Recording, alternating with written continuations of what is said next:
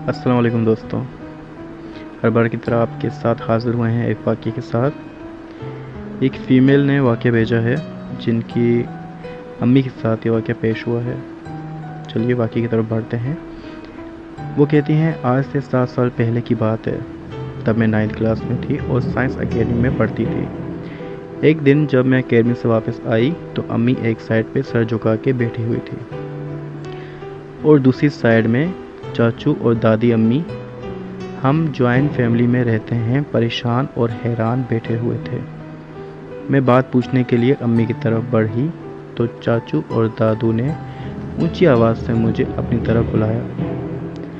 मैं डर के उनके पास गई तो दादी अम्मी ने बताया कि तुम्हारी अम्मी में कोई चुड़ैल आ गई है। मैं बहुत डर गई। थोड़ी देर बाद जब अम्मी नॉर्मल हुई तो उन्होंने मुझे बताया कि जब तुम्हारा छोटा भाई, जो कि मुझसे 3 साल छोटा है, पैदा हुआ तो मेरे साथ बहुत अजीब बातें हुई और मेरे शोल्डर बहुत हैवी रहने लगे थे। तो मेरी नानी अम्मी मेरी मम्मा को एक हाफिज़ जी के पास लेके गई थी। तो उन्होंने बताया कि इसके साथ, यानी मेरी अम्मी के साथ, कोई बाहर की चीज़ है। फिर वहीं हाफिज़ जी के पास ही अम्मी में वो चीज़ हाजिर हुई।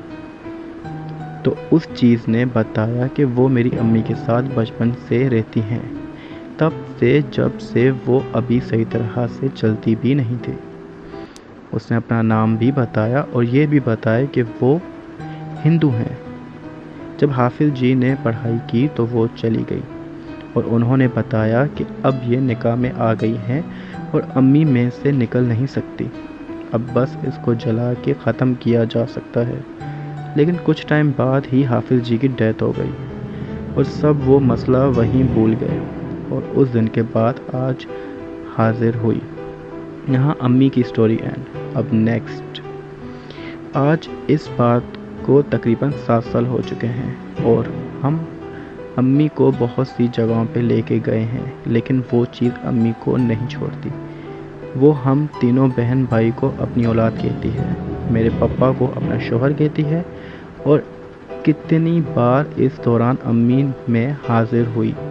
एक दफ़ा जब पापा ने उस चीज़ को मुसलमान होने की दावत दी तो उसने कहा कि मेरे ख़ानदान वाले मुझे मुसलमान नहीं होने देते। वो चीज़ अक्सर हम सब बहन भाई, मेरे पापा और मेरी अम्मी को तंग करती हैं।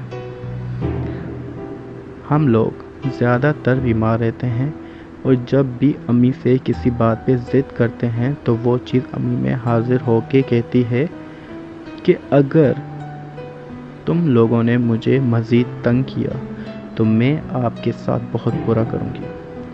अम्मी ज़्यादातर गुस्से में ही रहती हैं और बैठे बैठे सो जाती हैं। इसकी वजह से घर में लड़ाइयाँ भी होती ही रहती हैं। मुझे उम्मीद है अल्लाह की ज़ात से कि वो हमारे हक़ में बेहतर करेंगे।